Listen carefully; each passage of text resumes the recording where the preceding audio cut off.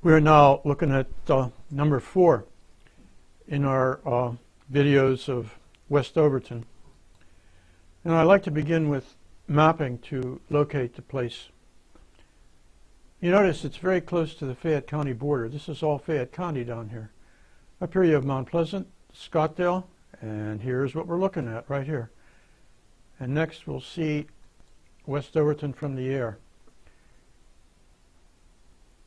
This configuration of roads has been here since the 1800s. However, this was not. This is 819.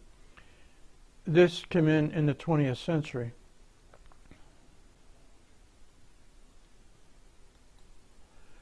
Now this takes us back to the 1800s.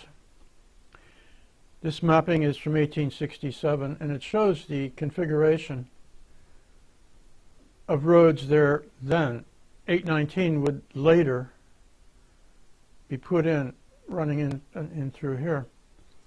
These old maps can be interesting to show things like the mold house and the Cooper shop. A Cooper was a guy who made barrels. And surprisingly, in the year 1850, this dinky little blurb on a map produced no less than 12,000 barrels for the mill and the distillery. Some of the barrels were for flour, and many of them, many more, were for the liquor made at the distillery. This is looking over that area that we were just looking at to the big mill and distillery. Now this is something that most people have never seen in their lives. I have never found a picture of this. I had to create this from mapping, mapping of the topography, mapping of what's there now, and Sanborn mapping of what used to be there before Prohibition. Prohibition destroyed a lot of stuff. I think the only real thing that Prohibition ever did was really greatly degrade the quality of alcoholic beverages, and in some cases make the stuff toxic. All these buildings here, this, and this, were pre-Prohibition. And when Prohibition was enacted in 1919, all this stuff was useless. They went out of business, and scavengers bought the stuff up and tore it down and salvaged the stuff. I mean, a whole human community was destroyed. Human beings working together and making a product that was, well, marketable and gave people employment.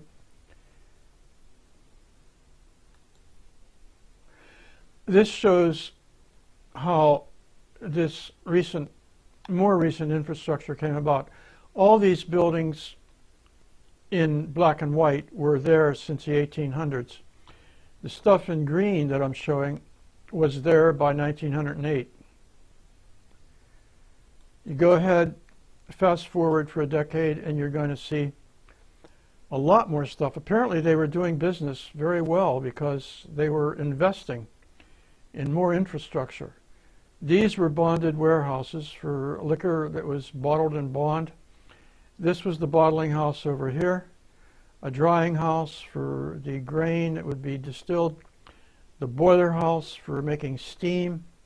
Here was a fermenting house and an office.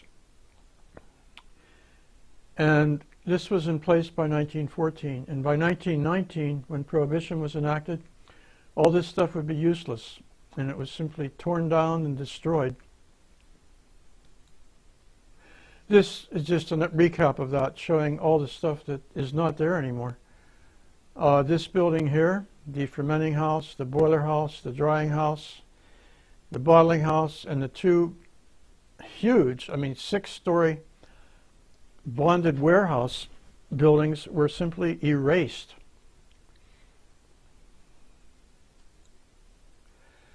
This shows the relationship of 819 to all the previous buildings that had been there.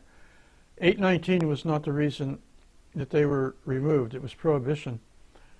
It just gives you an idea, if you're ever driving up 819, what used to be there. All these buildings over here, with the exception of this one right here. This is the one that remains. That's the mill. Of course, these buildings over here were not touched. Helen Clay Frick, Henry Clay Frick's daughter, bought these over here initially to keep them from being destroyed. That's looking down what's, the entrance to West Overton right now.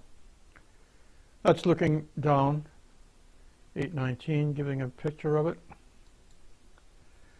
And we're just looking at a lot of the stuff that was wiped out. This was at the time when the new road was being aligned, property was being bought for it, and buildings were being removed. And what was once a human community of people working and making a living and making a useful product was simply destroyed. It's a good lesson in why you shouldn't allow government to meddle in things that it shouldn't be meddling in.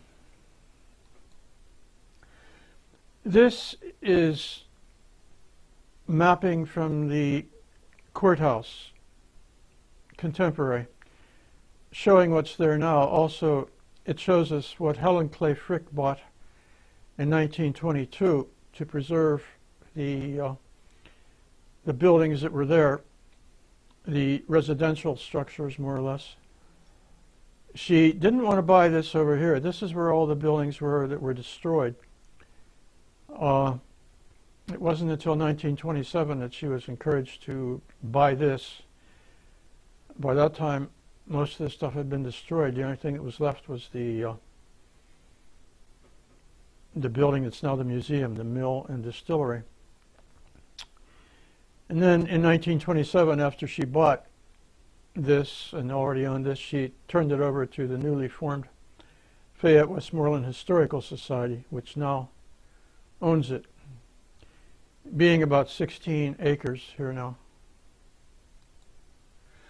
I just put this in to show the damage that was done when Prohibition was enacted and the place became defunct. The community that was there was no longer present and no longer populated, and the place fell into ruin. Fortunately, more recently, the place has been taken care of and fixed up, and the place is looking a lot better. This is just a recap showing all the stuff that's been wiped out. All this stuff in green, subsequent to the enactment of Prohibition, was destroyed. I mean, it was a very good example of the transition that happened in many places from the agricultural world, the old agricultural economy, to the newer machine age. And this kind of stuff that is a good museum piece, was just wiped out because there was no one to take care of it. Finally, the Frick money did move in and take care of some of it.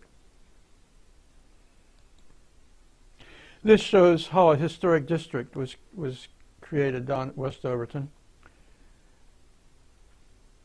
This is the center of it, the museum, and these are the buildings over here, the office of the museum and other buildings which are now within the limits of the historic district, which was created by the United States Park Service. And that should be about it for today. And we're going to say so long. Bye now.